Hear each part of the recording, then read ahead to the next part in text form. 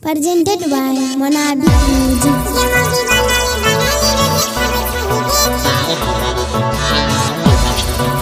Singing by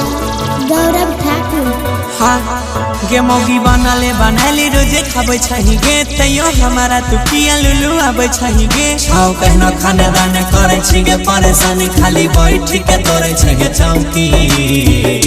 जोगे बेटे खौकी जोगे भाई खौकी जोगे सई खौकी जोगे बेटे खौकी है गए धछिया डीजे विकास जोगे भाई खौकी क्या करा DJ Shri digital audio recording studio Bihari Sitamarhi.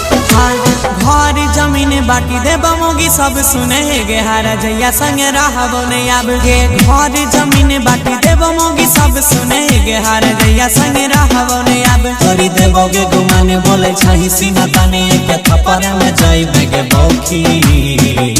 जोगे बेटी खौकी जोगे भाई खौकी जोगे सई खौकी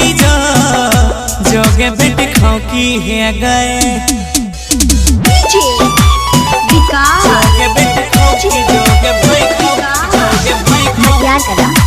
Sitamarhi digital audio recording studio Bihari Sitamarhi. टट्टी पसे सुना बची जरल जरल गाड़ी जै दिन पकड़ै भी देबो तोरा राग के ओदारी हेगे टट्टी पसे सुना बची जरल जरल गाड़ी जै दिन पकड़ै भी देबो तोरा राग के ओदारी ओहो गौरव आ जाई अले गुडू के समय तोरे चलते यार निदल के हौकी